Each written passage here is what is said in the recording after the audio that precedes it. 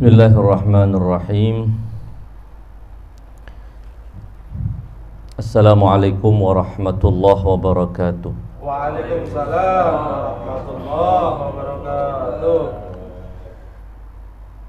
Bismillahirrahmanirrahim. Alhamdulillahi rabbil alamin. Wabihi nasta'in wa sallallahu ala khairi khalqihi ajma'in Muhammadin wa alihi at-tayyibin at-tahirin. Allahumma salli ala Muhammad wa ali Muhammad. Ikhwani al-mu'minin, alhamdulillah, segala puji bagi Allah yang mengumpulkan kita dalam sebuah rutinan untuk mengenang Abi Abdillah Al-Husain alaihi salam dengan pembacaan doa ziarah Asyura, yang tentu setiap kalimat dari doa Asyura akan menjadi penguat ikatan setiap peziarah, menguatkan ikatan batin mereka dengan Abu Abdillah Al-Husain alaihi salam, dan dengan proyek besar yang merupakan tujuan dari kebangkitan beliau di padang Karbala. Sebagaimana doa ziarah selalu mengingatkan kita akan sebuah kewajiban untuk mengokohkan hubungan kita, mengokohkan batin kita dengan pewaris beliau, Al-Imam Al-Mahdi Ajjalallahu Farajahu Syarif. Karena Al-Imam Al-Mahdi yang akan mendapatkan tugas dari Allah Subhanahu wa ta'ala untuk menuntut balas atas kematian kakek beliau di padang Karbala. Dan itu yang dalam beberapa bagian dari doa ziarah Asyura, seorang peziarah dituntun, seorang peziarah dibimbing untuk memohon kepada Allah Subhanahu wa ta'ala agar dikaruniakan kepadanya kesempatan yang sangat mulia, kesempatan yang akan memuliakan ketika ia bersama Al-Imam Al-Mahdi untuk menuntut balas atas kematian Al-Husain alaihi salam. Salah satu bagian dari doa ziarah Asyura adalah apa yang kita telah baca tadi. Fa as'alullaha alladzi akrama maqamak wa akramani bik an yarzuqani talaba tharik ma'a imamin mansurin min ahli baiti Muhammadin sallallahu alaihi wa alihi. Setelah seorang peziarah mengikrarkan ketundukannya, kepasrahannya kepada para imam suci Ahlul Bait, dan mengikrarkan sikap berlepas diri dari musuh-musuh Ahlul Bait yang menyebabkan terbantainya Al-Husain di Karbala baik secara langsung maupun tidak, yang menyebabkan penderitaan berkepanjangan Ahlul Bait secara khusus dan penderitaan berkepanjangan umat manusia secara umum. Setelah itu para peziarah diajarkan, dibimbing untuk memohon sesuatu yang sangat luar biasa, agung dan mulianya di sisi Allah Subhanahu wa ta'ala. Fa as'alullaha alladzi akrama maqamak, maka aku memohon kepada Allah alladzi akrama maqamak, yang memuliakan maqammu wahai Al-Husain, wa akramani bik, dan memuliakanku disebabkan kemuliaanmu, dan memuliakanku demi engkau wahai Husain.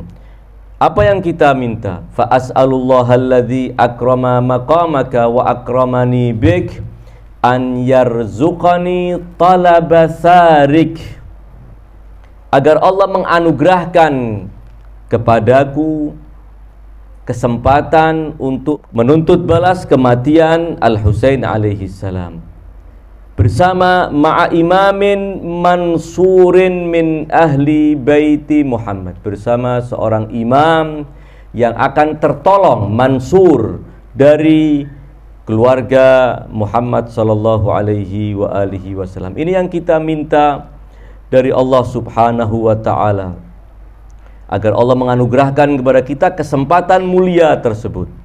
Kita juga mendapatkan bagian lain dalam doa ini, yang juga kita memohon kepada Allah Subhanahu wa taala agar Allah juga memberikan kesempatan kepada kita untuk menuntut balas. Dalam bagian selanjutnya, setelah kita memohon kepada Allah Subhanahu wa taala, wa as'aluhu an yuballighaniyal maqamal mahmuda lakum indallah, agar engkau ya Allah, aku memohon kepadamu agar engkau menyampaikan aku kepada maqam yang terpuji, lakum, milik kalian wahai ahlul bait, di sisi Allah Subhanahu wa taala. Setelahnya, wa an yarzuqani talabasari ma'a imamin hudan zahirin natikin bil haqqi minkum,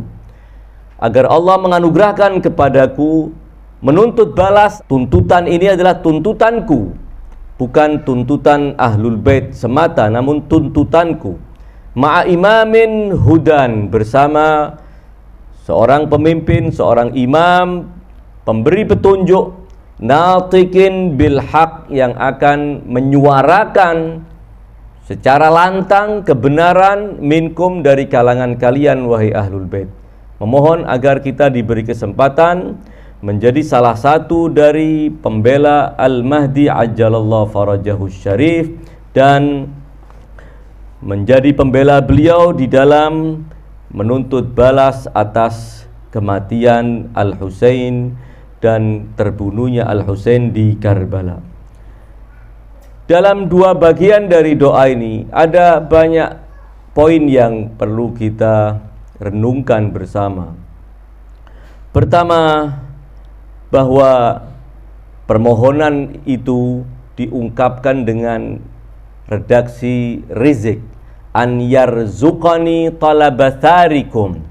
Dalam teks yang lanjutannya, ayyarzuqani talabasari. Ya. Jadi tetap menggunakan istilah rizq, memohon rizki kepada Allah Subhanahu wa taala. Ini membuka di hadapan kita pemahaman yang luas tentang makna rizq, yang boleh jadi sebagian orang membatasi bahwa pengertian rizq dari Allah yang kita harus memohon kepada Allah, meminta kepada Allah, adalah rezeki yang sifatnya materi, sehingga hal-hal yang di luar yang sifatnya materi kita tidak menganggapnya sebagai rizki. Doa ahlul bait, dan dalam khususnya doa ziarah Asyura, maupun dalam sabda-sabda ahlul bait yang menjelaskan tentang rizki dan hakikat rizki, selalu menyadarkan kita bahwa ada rizki yang jauh lebih utama dari semata rizki materi. Walaupun rizki materi adalah sesuatu yang juga penting, dan tidak ada larangan dalam ajaran ahlul bait kita memohon kepada Allah agar Allah melimpahkan kepada kita rizki materi yang banyak. Itu sama sekali tidak ada larangan yang demikian. Dalam kitab Wasail Asy-Syiah, satu contoh pada bab yang berbicara tentang doa, setelah merangkum ratusan riwayat yang ditebar dalam puluhan bab, ada satu bab yang menegaskan bahwa ada istihbab, ada anjuran yang dibolehkan kita memohon agar Allah memberikan kepada kita rizki yang luas, rizki materi yang berlimpah. Sama sekali tidak ada larangan, dan itu sekali lagi menjadi bukti juga bahwa Islam tidak pernah memerangi kekayaan. Walaupun Islam tidak menetapkan kemuliaan atau kehinaan seorang dengan tolok ukur materi dan kekayaan dunia. Teks doa ini mengatakan ayyarzuqani, agar engkau menganugerahkan kepadaku, merezekikan kepadaku, memberikan rezeki kepadaku. Ini mengingatkan kepada kita juga bahwa ada dua model rezeki, bukan dari sisi apakah ia materi atau non materi, namun dari sisi bahwa ada sebagian dari rezeki itu kita berusaha untuk mendapatkannya atau tidak berusaha sama sekali, rezeki itu pasti akan datang kepada kita dan kita akan mendapatkannya. Itu rezeki yang talibun, rezeki yang mencari orangnya, rezeki yang akan mencari sasaran yang akan mendapatkan rezeki tersebut dari Allah Subhanahu wa ta'ala. Ada rezeki yang matlub, ada rezeki yang harus dicari, ya. Ada dua. Al-Imam Amirul Mukminin satu contoh dalam Nahjul Balaghah mengatakan ar-rizqu rizqan. Rizq itu ada dua macam, rizqun talibun dan matlub. Ada yang mencari orangnya, kita diam pun rezeki akan datang kepada kita. Pasti akan kebagian rezeki dari Allah Subhanahu wa ta'ala. Namun ada rezeki yang matlub, yang harus dicari. Dalam riwayat lain, Al-Imam As-Shadiq alaihi salam juga pernah menjelaskan bahwa rizki itu ada dua. Ada rizki yang akan didapat baik seorang mengusahakan untuk mendapatkan atau dia tidak mengusahakan, pasti akan datang, ya. Dan ada rizki yang akan Allah anugerahkan dengan mensyaratkan hamba berusaha. Alaihal, memohon kepada Allah agar dianugerahkan menjadi salah satu dari pembela Al-Mahdi ajalallahu farajahu syarif. Pertama, ia adalah bukan rizki materi, dan kedua, dia bukan rizki yang talib, bukan rizki yang akan mencari sasaran orang yang berhak menerimanya, namun dia adalah rizki yang matlub, rizki yang harus dicari, rizki yang harus diupayakan supaya kita mendapatkan itu. Dan salah satu dari upaya itu adalah melazimkan berdoa agar diberi taufik oleh Allah untuk menjadi orang-orang yang punya kelayakan mendampingi Al-Mahdi dalam barisan Al-Mahdi, untuk membela Al-Mahdi dalam rangka menegakkan keadilan, dan utamanya keadilan itu akan tegak ketika beliau membalas atas kematian kakek beliau Al-Husain di padang Karbala. Jadi rizki yang harus kita upayakan, bukan rizki yang akan datang. Karenanya doa ziarah Asyura mengajarkan kepada kita, mintalah kepada Allah Subhanahu wa ta'ala, karena rizki ini akan Allah anugerahkan ketika kita memintanya. Dan ketika kita memohon kepada Allah sesuatu, tentu kita harus mengupayakan agar apa yang kita minta dari Allah itu bisa terrealisasi.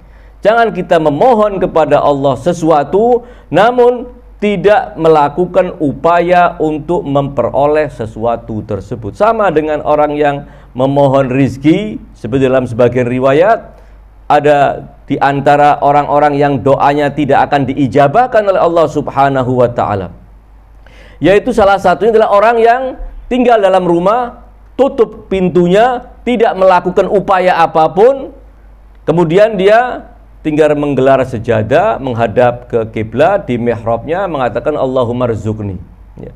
Tidak akan ada upaya, maka Allah tidak akan memberikan rizki tersebut. Allah menginginkan kita melakukan usaha untuk model rizki yang kedua, rizki yang matlub, ya. Sementara karena kita tidak tahu mana rizki yang talib, mana rizki yang matlub, untuk urusan materi ya kita harus melakukan upaya, ya. Namun kembali kepada rizki yang kita minta dari Allah Subhanahu wa ta'ala, an yarzuqani talabatharik, agar Allah menganugerahkan kepadaku sebuah rizki yang namanya talaba tharik, menuntut balas atas kematianmu wahai Al-Husain. Kamu punya darah telah dicucurkan, yang itu telah kita bicarakan dalam pertemuan-pertemuan yang sebelumnya ketika kita menjelaskan redaksi ziarah yang mengatakan assalamu alaik ya sarallah wabna sarihi. Salam atasmu wahai Al-Husain yang bergelar sarallah wabna sarihi wal witral mautur. Kita meminta kepada Allah Subhanahu wa taala an yarzuqani talaba sarik ma'a imamin mansur. Permintaan kita ini kita awali dengan tawassul. Kita awali dengan mengajukan sebuah maqam mulia yang dimiliki oleh Al-Husain alaihi salam.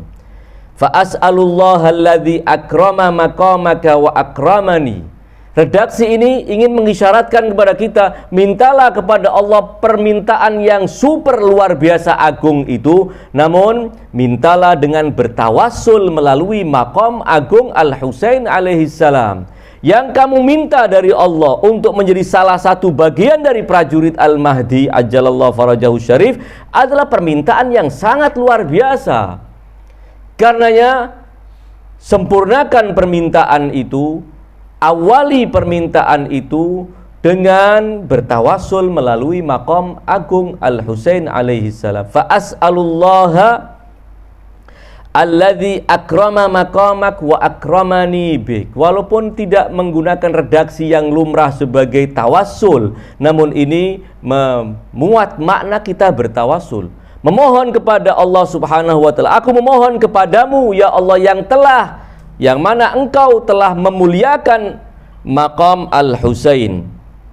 Tentu insyaallah dalam kesempatan lain kita akan coba renungkan dan kita urai apa maqam Al-Husain yang Allah muliakan tersebut.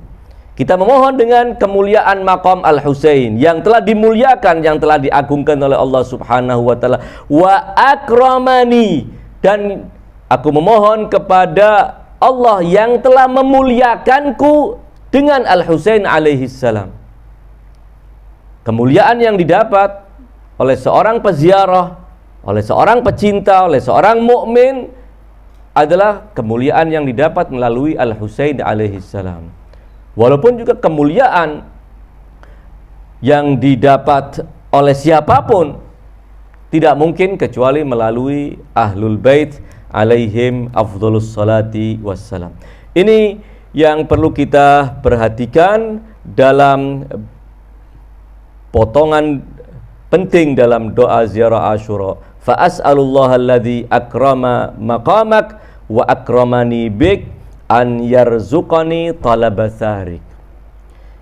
Dalam dua bagian redaksi memohon kepada Allah Subhanahu wa taala agar diberi kesempatan untuk menjadi prajurit Al-Mahdi ajjalallahu farajahu syarif dalam rangka menuntut balas atas kematian Al-Husain alaihi salam. Kita juga menemukan an yarzuqani talaba tharik, sama redaksi yang sama.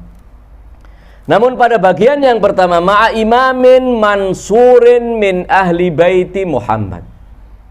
Sementara dalam bagian yang berikutnya ma'a imamin hudan zahirin natikin bil haqqi minkum. Ada beberapa sifat yang ditetapkan untuk Al-Mahdi ajjalallahu farajahu syarif. Pada bagian yang pertama, fa as'alullaha alladzi akrama maqamak wa akramani bika an yarzuqani talaba sarika ma'a imamin mansur. Bersama seorang imam yang tertolong, yang dibela oleh Allah Subhanahu wa taala. Sementara pada bagian yang berikutnya menggunakan redaksi pensifatan Al-Imam Al-Mahdi ma'a imamin hudan, imam pembawa petunjuk Allah, natiqin, yang mengucapkan dengan lantang, dengan tegas, tanpa merahasiakan sesuatu dari semua hal yang harus diketahui oleh umat manusia tentang ajaran agama. natiqin bil haqqi, yang akan mengucapkan kebenaran. Ada beberapa sifat. Sebelum kita urai lebih lanjut bahwa penetapan sifat bagi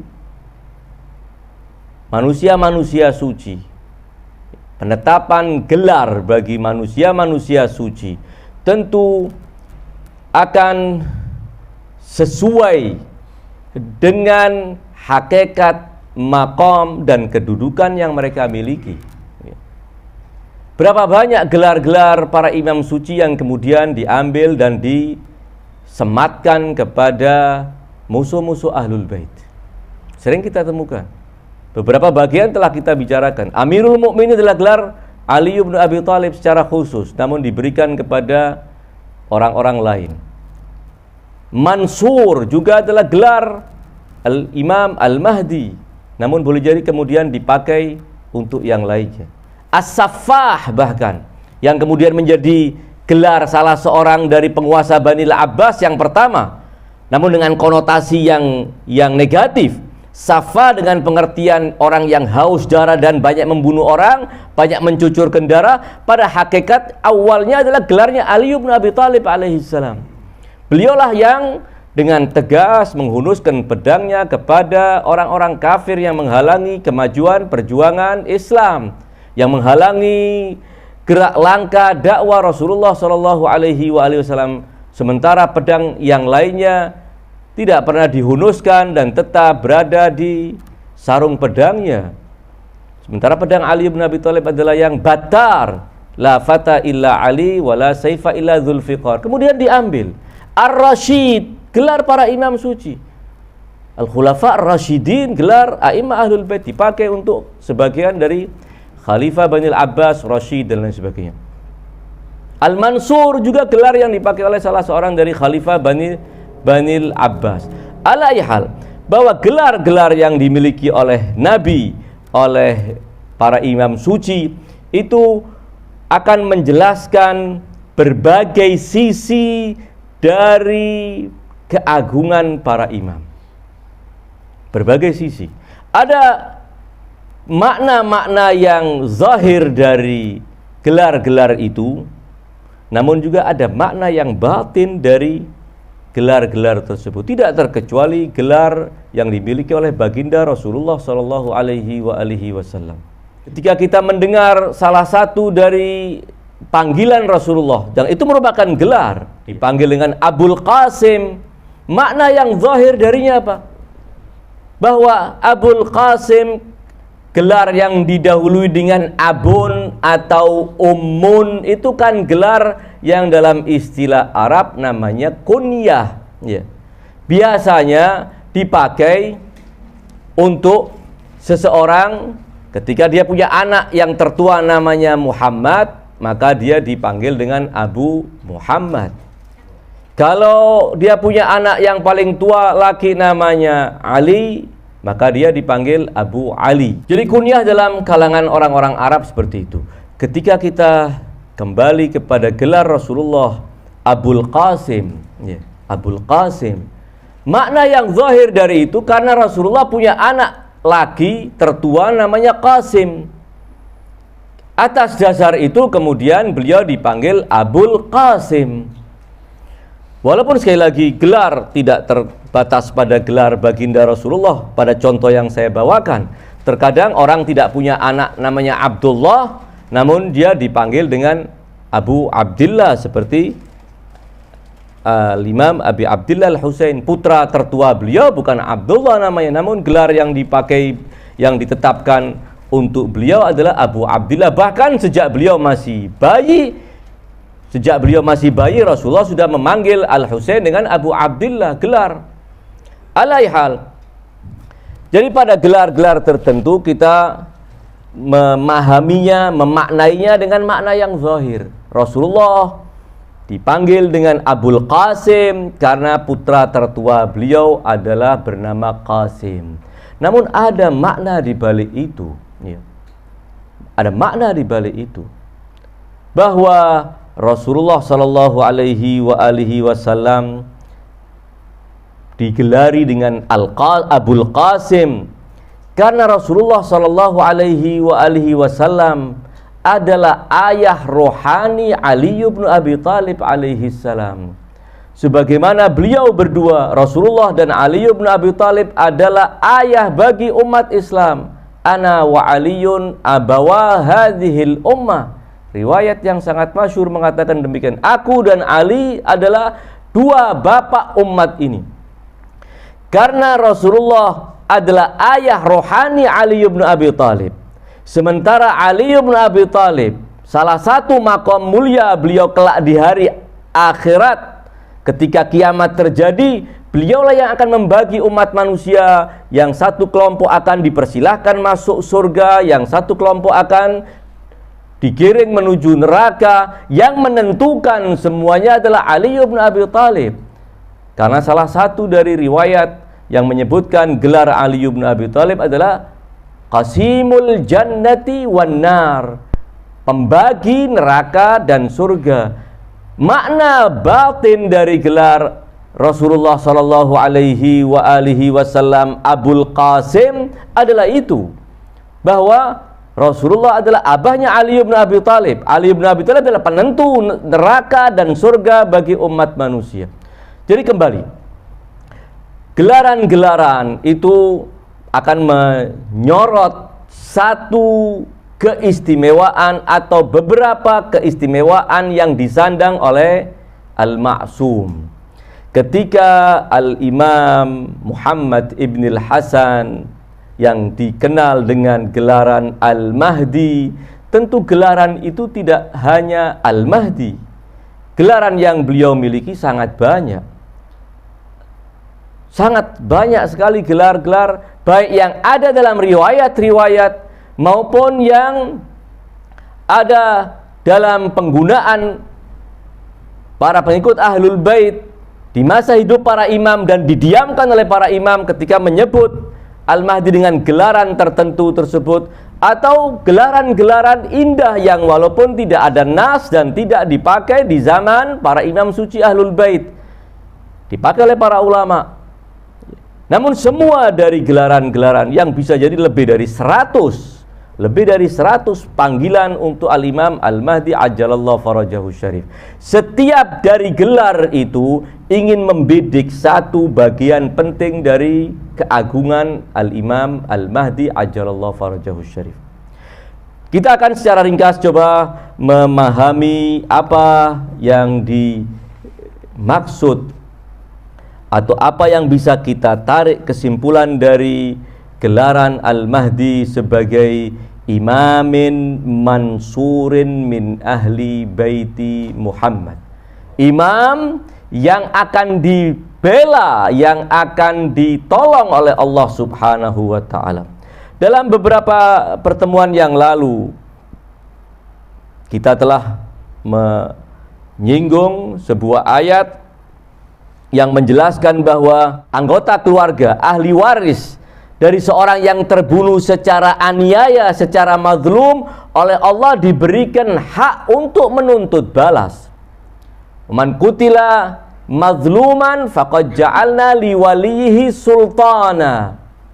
Barang siapa yang terbunuh secara mazlum, maka kami Allah telah menjadikan bagi walinya, bagi ahli warisnya, sultanan, kekuasaan. Fala yusrif fil qatl, maka jangan berlebihan dalam melakukan pembalasan. Jangan membalas orang yang tidak ikut serta dalam melakukan pelenyapan nyawa kepada salah satu dari anggota keluarganya. Innahu kana mansura. Kenapa tidak boleh melakukan tindakan yang berlebihan sehingga membunuh yang tidak berhak dibunuh, yang tidak terlibat dalam pembunuhan?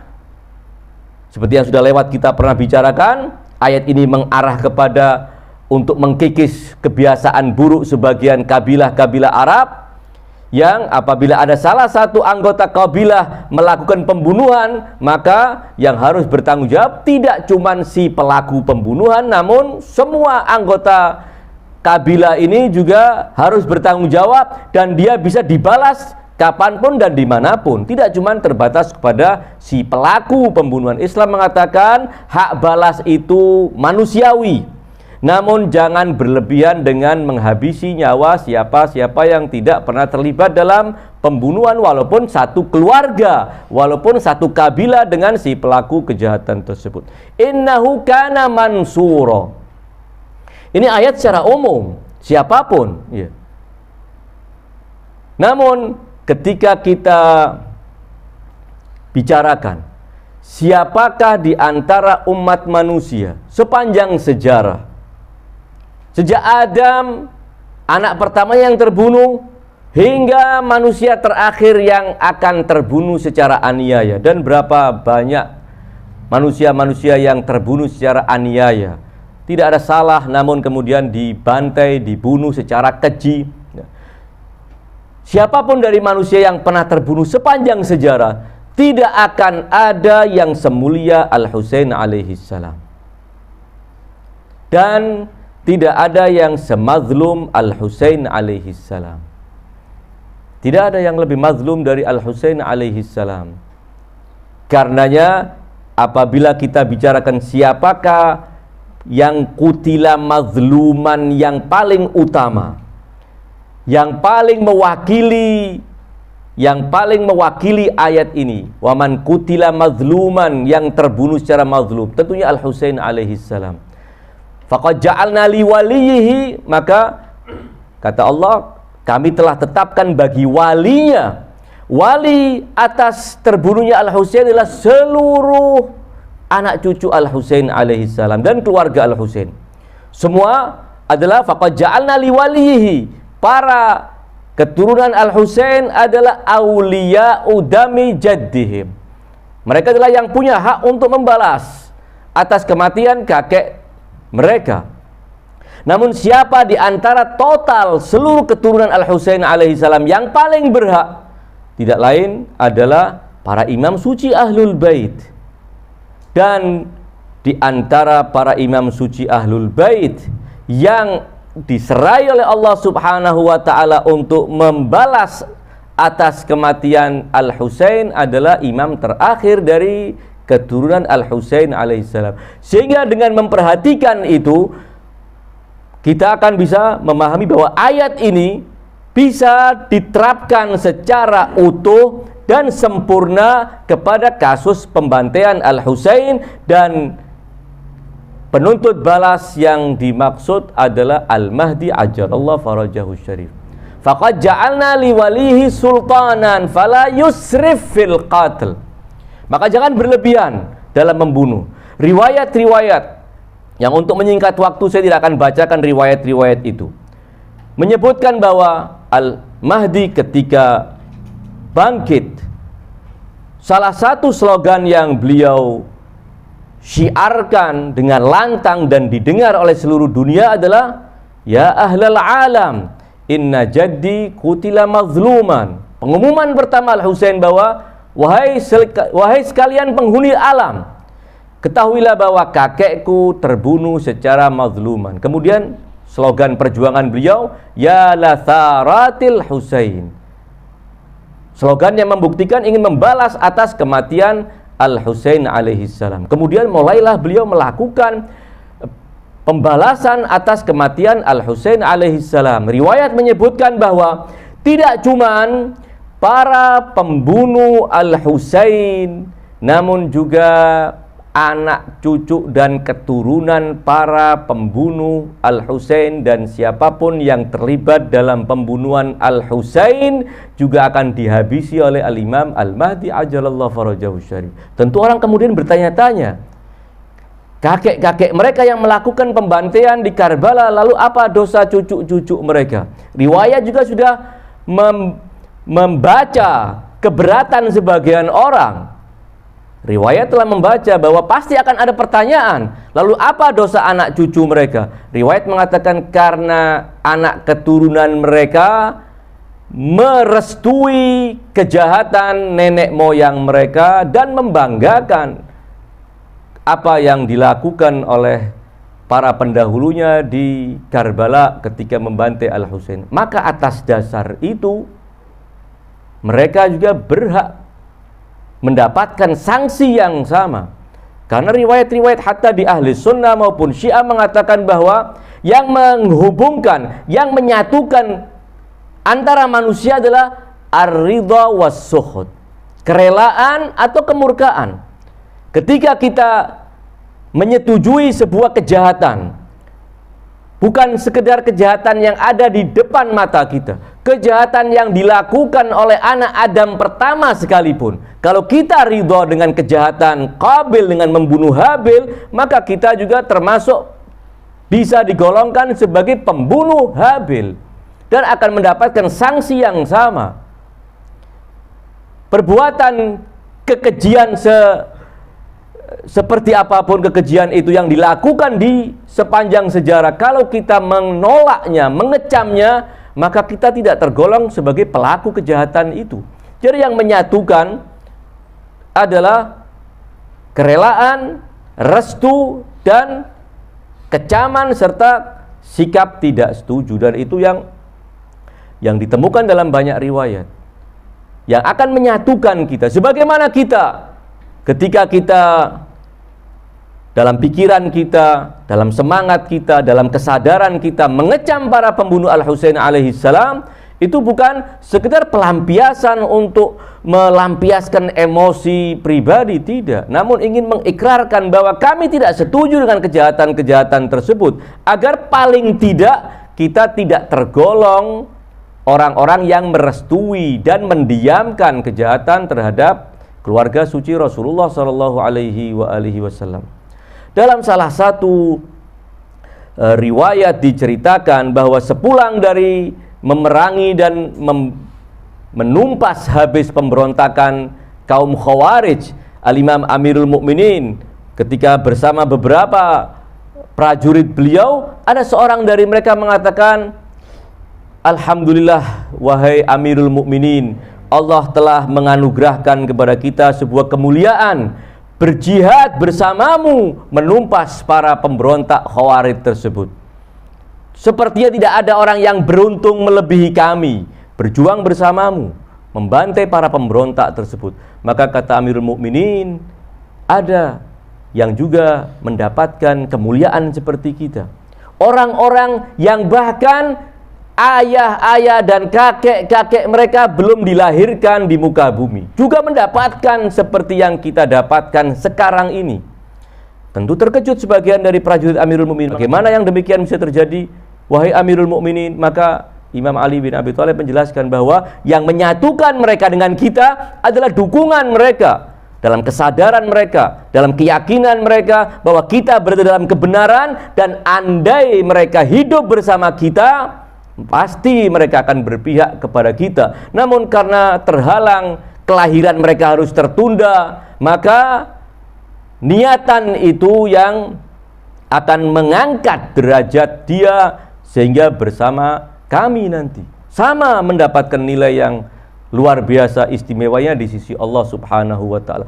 Jadi kembali bahwa sebenarnya niat itu sangat dominan di dalam menentukan kualitas anugerah Allah Subhanahu wa ta'ala di akhirat nanti, utamanya untuk kita. Jadi jangan kita berandai-andai atau beranggapan bahwa nilai dan kedudukan istimewa itu hanya didapat melalui amal saleh semata, tidak. Namun yang lebih utama dari itu adalah niat. Ketika kita punya niat yang serius, dan ini sebagai salah satu dari kemurahan Allah Subhanahu wa ta'ala, dan sekaligus sebagai bukti bahwa amal yang dilakukan oleh fisik itu sebenarnya akan memiliki nilai ketika didukung oleh jiwa yang suci, oleh niat yang tulus.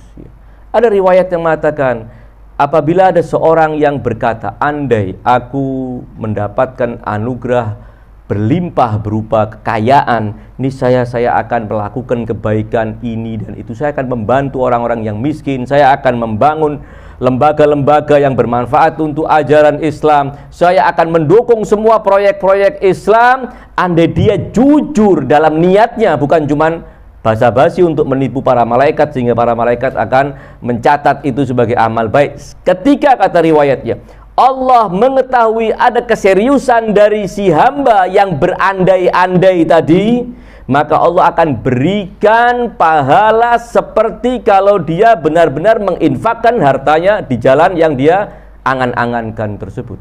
Apa yang menjadikan dia mendapatkan itu? Niat dia. Niat. Jadi niat ini adalah sesuatu yang sangat luar biasa. Ma'a imamin mansurin min ahli baiti Muhammadin sallallahu alaihi wasallam, bahwa al-Imam Al-Mahdi adalah imam mansur, imam yang tertolong, ya. Tertolong dengan legalitas. Pertama, tertolong dengan legalitas, bahwa Allah telah mengizinkan untuk melakukan pembalasan atas kematian manusia tersuci di zamannya, Al-Husain alaihi salam, yang berjuang dalam rangka menegakkan cita-cita para anbiya. Sangat mulia, luar biasa. Karena legalitas dari Allah Subhanahu wa ta'ala. Sebagaimana setiap kita telah diberi legalitas oleh Allah Subhanahu wa ta'ala untuk juga menjadi bagian dari penuntut balas bersama imamin mansurin min ahli baiti Muhammad. Kembali bahwa dalam memahami gelar, ya, dalam memahami gelar, mansur adalah yang tertolong, yang dibela. Namun pada hakikatnya Al-Imam Al-Mahdi ajalallahu farajahu syarif, beliau mansur, dibela oleh Allah Subhanahu wa ta'ala melalui legalitas, dibela oleh Allah Subhanahu wa ta'ala melalui diberikan kekuatan dengan para pendukung yang ulet, pendukung yang sangat luar biasa, yang digambarkan bahwa mereka lebih kokoh dari zubaril hadid, dari gunung-gunung yang terbuat dari baja.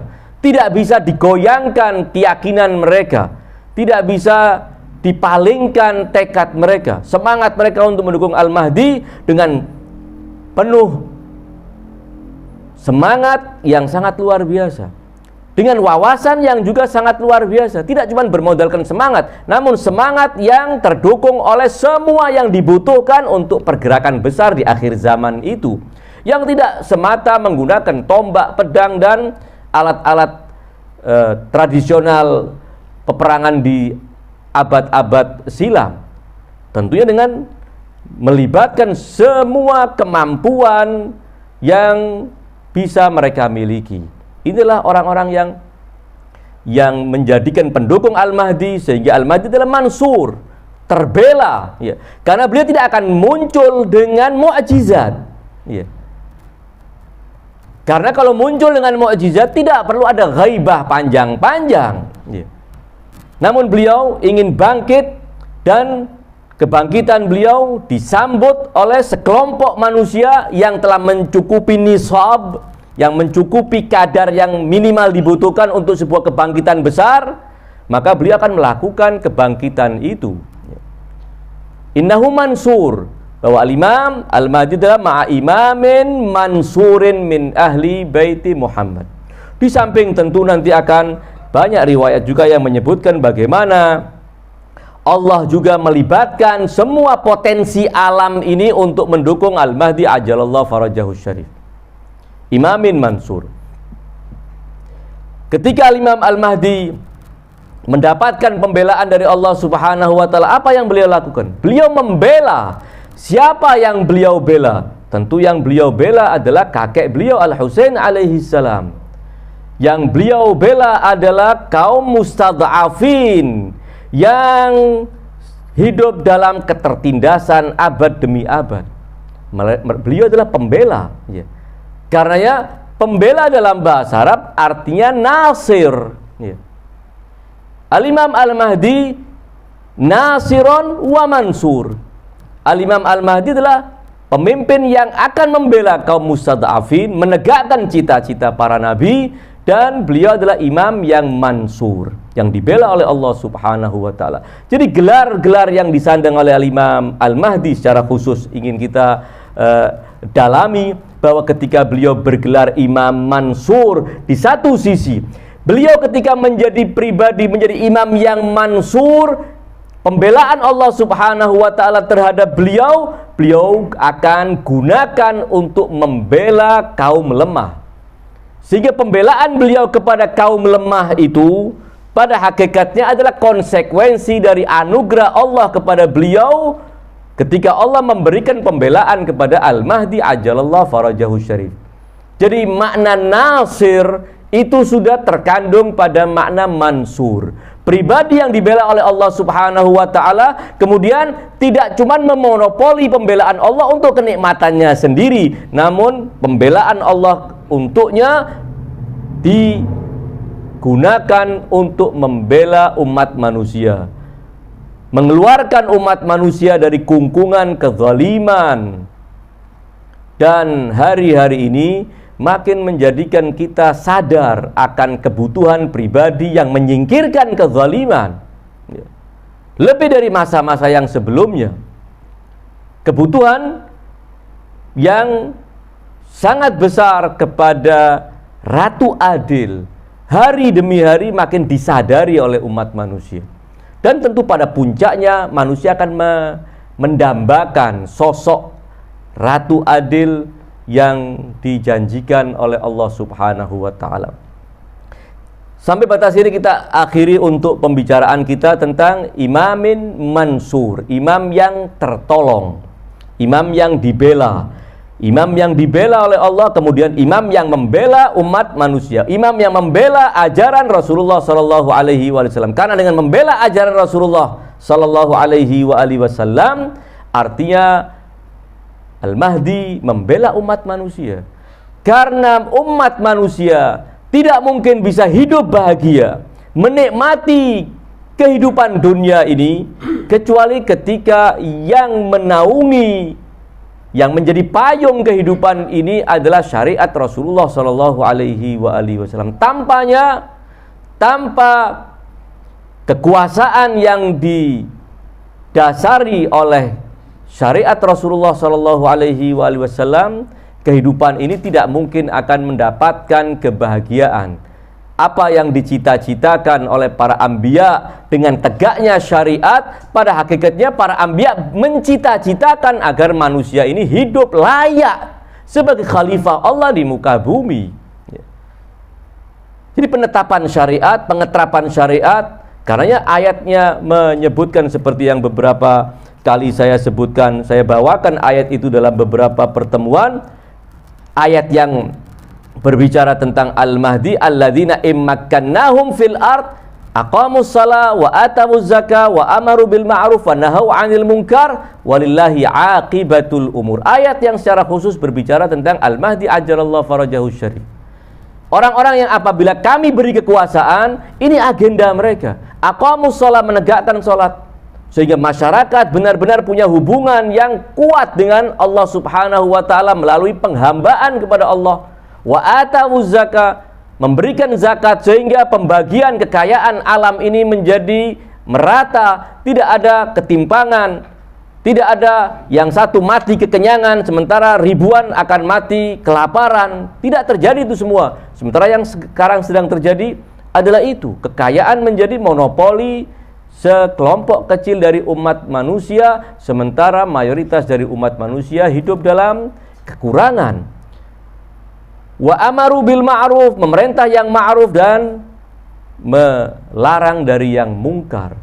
Karena itu adalah dasar dari kebahagiaan kehidupan manusia di muka bumi. Kita lanjutkan dengan bagian yang berikutnya ketika kita memohon kepada Allah Subhanahu wa taala agar Allah menganugerahkan kepada kita kesempatan untuk menuntut balas kematian Al-Husain, an yarzuqani talabatsari ma'a imamin hudan, bersama imam pembawa hidayah.